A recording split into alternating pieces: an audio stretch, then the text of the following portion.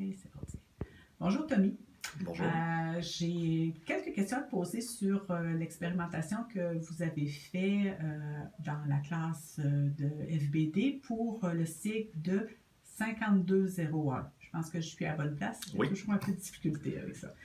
Donc, j'aimerais que tu me parles d'abord, comment vous avez formé le groupe et il y a combien de monde là, dans ça? Mais présentement, on a deux cohortes. Une pour les élèves qui sont ici de jour, une pour les élèves qui fréquentent seulement l'école le soir. La formation du groupe n'a pas été très, très compliquée, des groupes, je dois dire. On a eu une vague d'inscriptions relativement massive, si on peut dire, pour notre grosseur de centre ici, en 5201. Donc, on s'était dit que ça serait peut-être une bonne idée.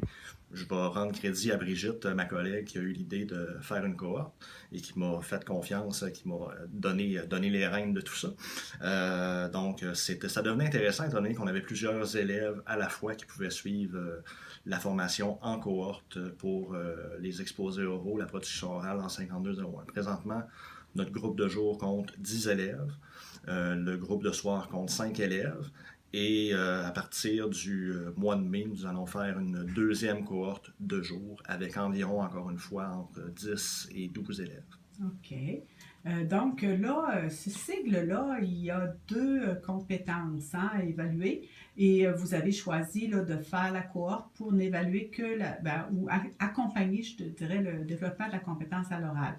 Ça implique quoi au niveau de l'évaluation? Vous allez faire l'évaluation en cours de sigle pour la compétence? Vous vous organisez comment? Ben, dans le fond, pour ce qui est de la compétence 2, par rapport à la lecture, on laisse les élèves poursuivre à ce niveau-là, au niveau sur le plan individuel.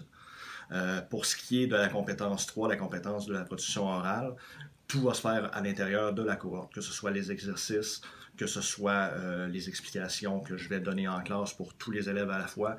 Et ça inclut aussi une évaluation formative et une évaluation proprement dite à la fin de la cohorte. OK. Et les évaluations euh, des élèves, c'est corrigé. Donc, toi, tu t'occupes de la partie orale et c'est un autre enseignant qui peut corriger l'autre partie? Oui, tout à fait. Ça peut être moi, ça peut être deux de mes collègues qui donnent le français FBD en 5201 ici.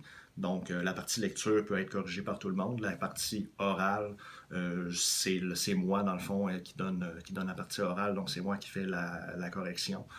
Mais c'est sûr et certain que mes collègues sont là pour participer, donner leur opinion aussi quand il y a des petits cas problématiques. Et le matériel que vous utilisez pour soutenir ton cours? Présentement, la grande majorité des élèves qui font le 5201 fonctionnent avec le matériel Nouvel Épisode. Donc, autant pour la partie lecture que la partie orale, c'est le matériel qu'on utilise. Pour l'instant, je dirais on s'attache vraiment à ça. Autant pour monter notre matériel maison, qui sont différents PowerPoint que j'ai fabriqués. Je m'attache aussi beaucoup au matériel que ma collègue Marie-Julie utilise pour faire les mêmes cours en secondaire 3 et en secondaire 4. OK. Et au niveau de l'accueil, là, comment c'est reçu par les élèves, ce genre d'accompagnement-là? Là? Les tiens, ils sont en cinquième secondaire. Ils n'ont pas eu droit à ça pour les autres cycles parce qu'on commence l'accompagnement. Ils reçoivent ça comment?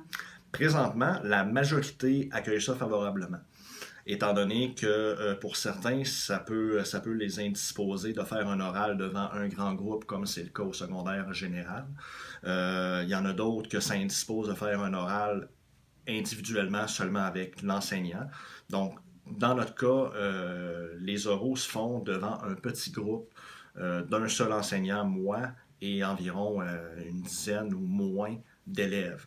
Donc, c'est accueilli favorablement par une majorité, surtout que notre oral doit se faire avec une partie présentation de 5 minutes et un débat qui dure entre 5 et 10 minutes. Et c'est surtout aussi la partie débat qui est importante pour nous, étant donné c'est une des raisons majeures pour lesquelles on a formé des cohortes. Donc, de permettre un débat animé et intéressant pour tout le monde. C'est sûr qu'il y en a certains élèves qui fonctionnent peut-être plus rapidement un peu que les autres sur le mode individualisé. Eux, j'ai senti une réticence que je comprends parfaitement. Par contre, je pense que sur le moyen long terme, ils devraient voir les bénéfices de notre démarche, surtout quand on leur explique que c'est la dernière présentation orale qu'ils ont à faire en français pendant leur DES. Ben, je te remercie beaucoup, Tommy. Ça fait plaisir.